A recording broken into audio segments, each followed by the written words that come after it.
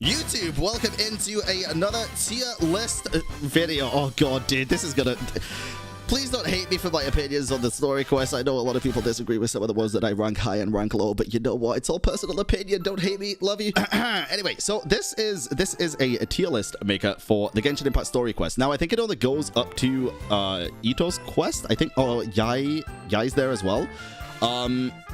Wait, does this have all of the story quests? Wait, it does. Oh yeah, Ayato's isn't on here, so I'll rank Ayato's separately afterwards. Starting off with Amber's story quest.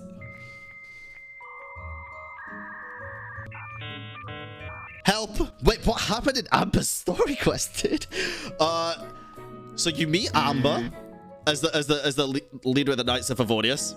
The gliding exam. Oh, it was the gliding exam one. The one that basically is a gliding tutorial, makes you climb to the top of the church in Mondstadt and go through all those hoops and... Okay, now am I going to make this tier list based off of now or based off of how I thought when I first did the quest? Okay, so this is how I feel about it now and not how I felt about it at the time of doing the quest. Because at the time of doing the quest, that was great. I'll do a bit of both. Because it taught us very fundamental things about the game, I'm going to put it at a C tier. It's definitely...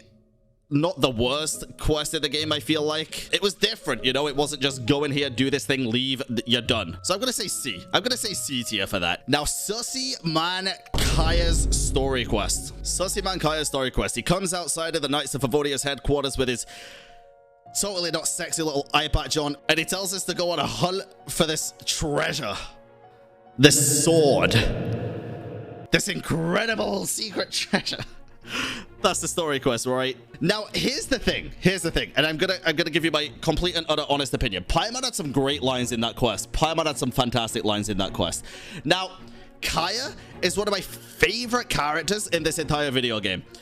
I think his lore is incredible, but my god, did they do him dirty with his quest and his fucking trailer, dude.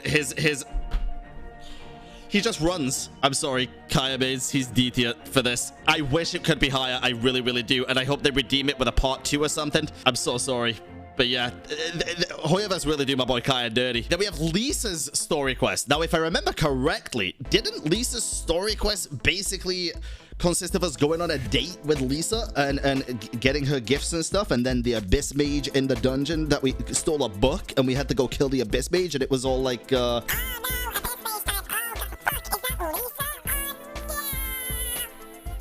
Wasn't it basically that? It was interesting. We got to know a little bit of lore, but I feel like the lore kind of just stopped after that quest. I'd probably say C tier. I might end up moving these around by the end because I feel like Lisa's a great character. Holy shit. Lisa's a great character. The date was cool. It was cute. Okay, Razor's.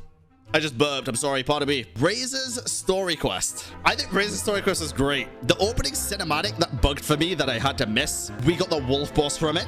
We got to know a little bit of lore about it. The Lupical and all of that stuff. I actually really liked this quest a lot. Did I like it enough to make it S tier? No. Did I like it enough to make it A tier? I'd probably put it B tier, chat. I'd probably put Razor in B. Then we have Diluc's quest, aka Batman's chest. Batman's quest. Diluc's chest? Did I say Diluc's chest? I saw the birthday fan art the other day. I have not been able to get it out of my head. Diluc's quest. It's a great quest. Honestly, pretty interesting. I don't remember much of it. Can someone jog my memory, though, of what happens in Diluc's quest? I remember finding the Dawn Winery and going back and forth a lot. And then fighting the waves of enemies outside the Mondstadt gates. Diluc fighting enemies and flexing. Dark Knight Hero. Yeah. I think it was good. I think it was definitely good. I don't think it was that good, though. To be honest. For an early quest, it was. I'd probably rank it with Razors. It's definitely better than these. Definitely better than these. I'd put it in B. Okay, now we have Klee's story quest. Personally, for me, Klee's story quest was good. I liked it. I really liked Klee's story quest. I'm trying to rank it in my head right now. I thought it was cool how we were basically like a babysitter and looked after her on a day out, and then that's pretty much it. Really, not much happened. Not much happened. It was just cute and nice. It was very, very short. Yeah, I do feel like it was very short. It could have been a bit longer, but I really liked that quest. I thought it was fun. I thought it was a bit different than the others. I'd probably put Klee in A tier. I don't think it's S tier, but I put the story quest in A tier. Yeah, I think A tier. It had a lot of characters in it and stuff. I think it was good. Now, I'm gonna need some help with this one. Albedo's quest. Remind me what Albedo's story quest is. We're not counting the event, just the story quest. Because as far as I can remember, it was we met Rosaria at Dragon's Band and that was it. Wasn't that the only thing that happened? We're helping with his research. He experiments on us. That was the story quest, not the event. Okay, I did them back to back, so it's hard to remember. He experimented on us, but we learned nothing about him. Okay, this is going to determine where I put this quest, okay? Is this the quest where in the very end of it, he goes, one day you'll have to stop me or whatever it is, and it zooms out? Yes? Okay. I'm putting it in A tier just because of the lore and how much it led up to the other stuff in the future. That, I mean, it might be the same for the other characters as well, but we haven't seen it yet. I love the foreshadowing in that quest, and it was just edgy as fuck. I loved it. It was great. Okay, chat.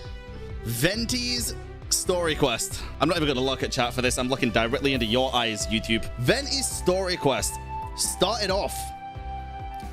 I hated it. The more I got into it, I started to like it a little bit, started to know a little bit about Venti. You know, it was kind of cool. The guy at the tree was annoying as hell. Didn't really like him that much.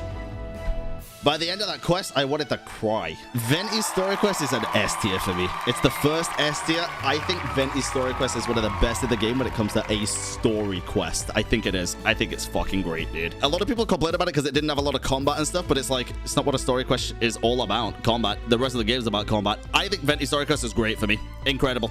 Started off really weak and ended off incredibly strong. Hey, if you have a different opinion to me, that's fine. Let me know down in the comments. It doesn't mean we have to shit on each other's opinions or anything, no.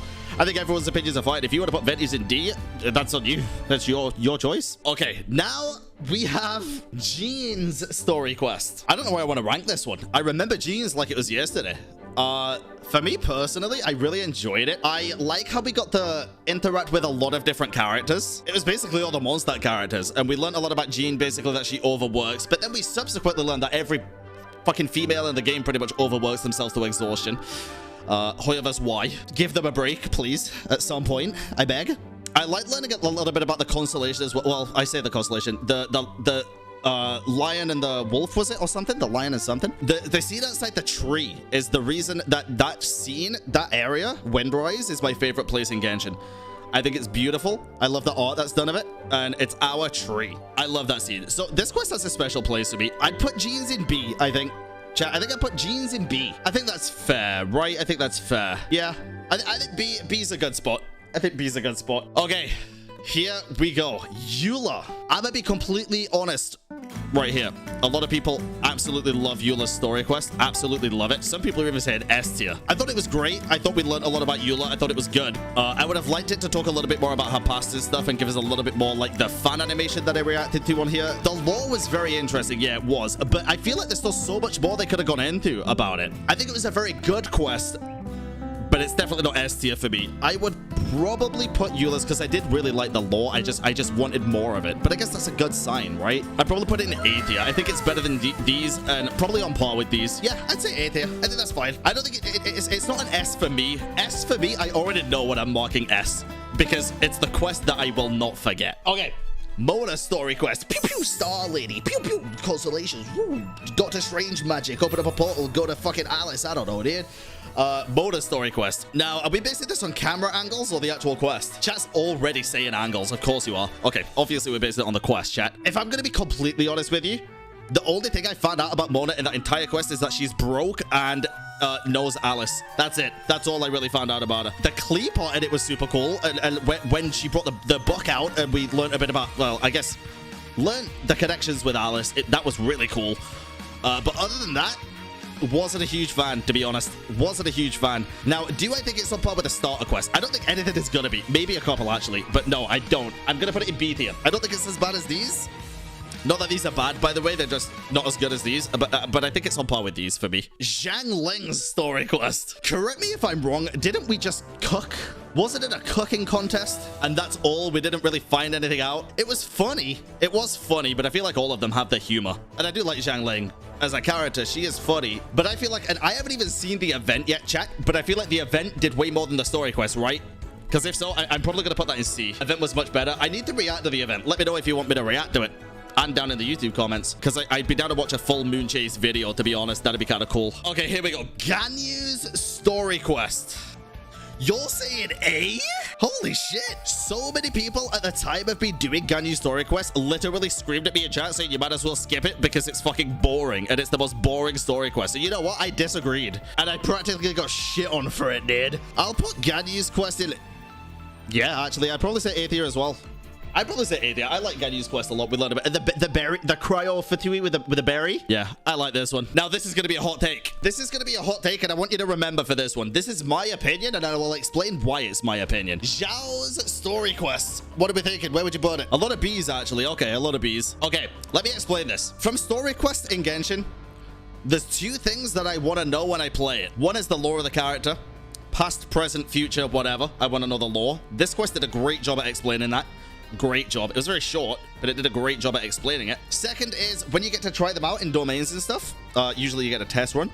I want to know what the character feels like, whether they're good or bad or whatever. Xiao's story quest does a fucking awful job of the ladder because it's not his playstyle at all. It gives you unlimited ult. You are permanently stuck in Xiao's ult through the entire thing. I think it lets you know in like a brief pop-up screen, but it's like you don't get to play Xiao. You get to play hyper-focused fucking Super Saiyan Goku Xiao. If it wasn't for that, it might even be S tier for me. Otherwise, it's B.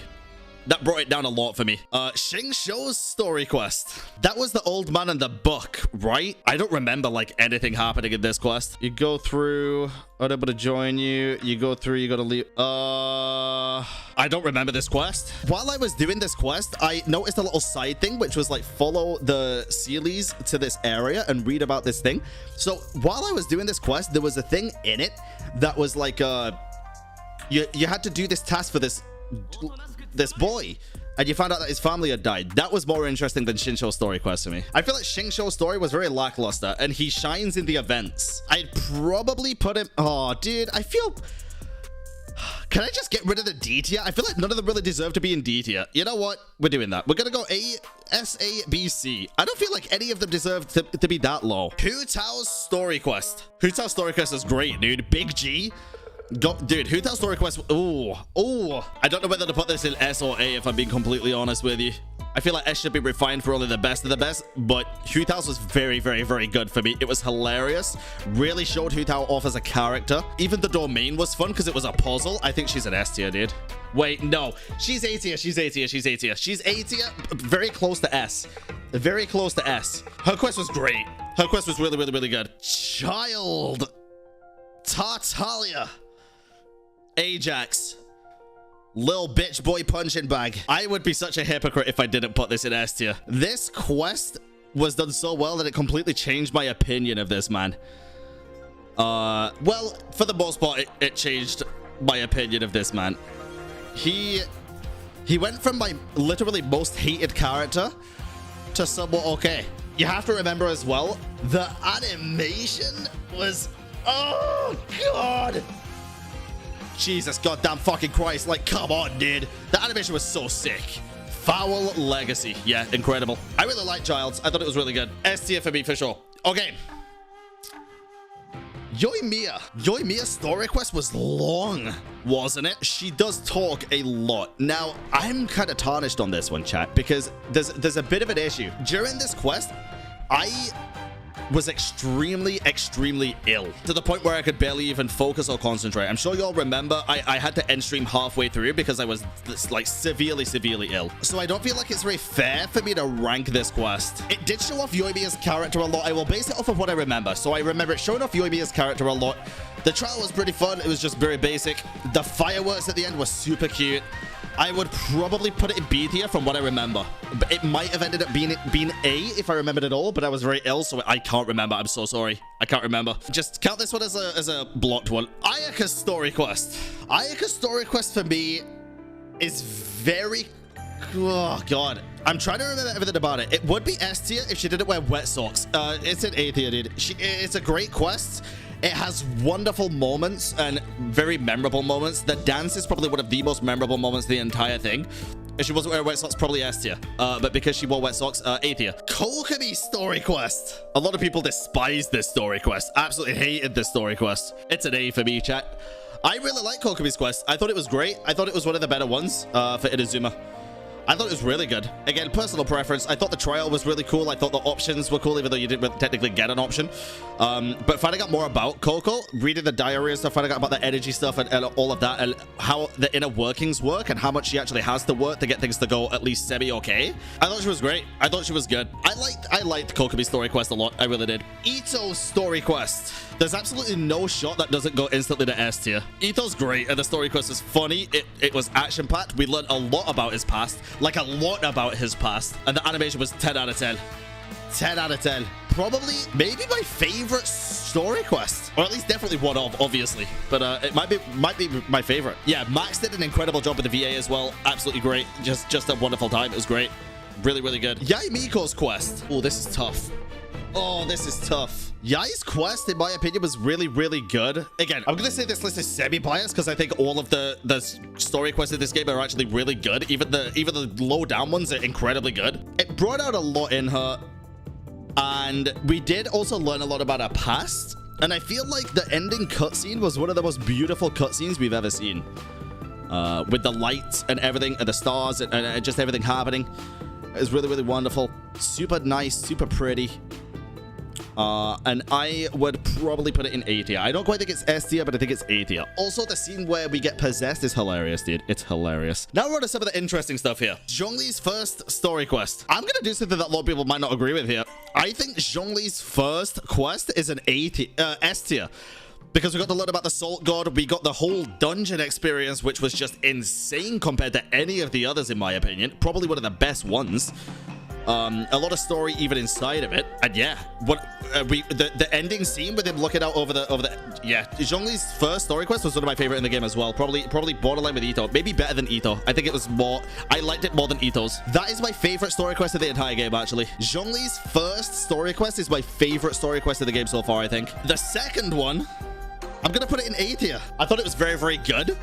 We got Ashdahar from it. I don't think part 2 is as good as part 1, unless I'm remembering it wrong. Okay, let me say something here, actually. Let me say something here. Part 2, the ending was phenomenal. The ending was 10 out of 10, probably one of the best endings to a quest we've ever had. Everything leading up to the ending of part 2 was kind of long-winded and not that great and kind of boring, in my opinion. Whereas with Act 1, I feel like it was all very interesting. I don't think Act 1 dragged at all, whereas Act 2 did a little bit for me. That's why I'm putting it a little bit lower than Act 1. That's the only reason. The build-up was a little bit long-winded, in my opinion. Raiden Shogun, Act 1. Now, I don't remember this quest much, and it's because I blocked it from my memory. Okay, again, we're basing this off the past, present, and how I feel right now as well. I'm gonna explain my justification for this, okay? I'm gonna explain my justification for this. If I was doing this tier list before Act 2 came out, it would be C tier. But I'm doing the tier list now. I'm gonna put Act 1 in B because it lined up Act 2 perfectly. I wasn't a huge fan of Act 1 at all. I felt like everyone had just totally forgotten about what happened. I felt like it was just a story quest to get it out there or something. But when Act 2 was announced and we got to play Act 2, it made Act 1 make a lot more sense. So now that I can judge it on that, Act 1 is going in B tier, Act 2 is S tier. Again, one of the better quests that I have ever played in a video game. I thought Act 2 was great. Let me have a look at this, and we might need to rearrange a couple of things. Let me take another look and see how I feel about this. I think I'm okay with it. Ayato's I'd put in A tier, chat. I'd put it in A tier. Considering all of these and then Ayato's, I'd put Ayato's in A tier. I think it was on par with a lot of these for me. Ayato would be A tier, so Bob, if you want to edit Ayato's little image in here, feel free. But I'm kind of happy with this tier list. I think this is a good tier list, and I don't think there's too many hot takes in this either. And again, my opinions, if you have other opinions, feel free to share them down in the comments below on YouTube. Be respectful to each other, of course. Don't be calling each other terrible fucking things just because somebody likes Hu Tao's quest more than Ganyu's or something. I don't know. It's not important. It's just opinions. It's fun. But yeah, that was the tier list. Pog.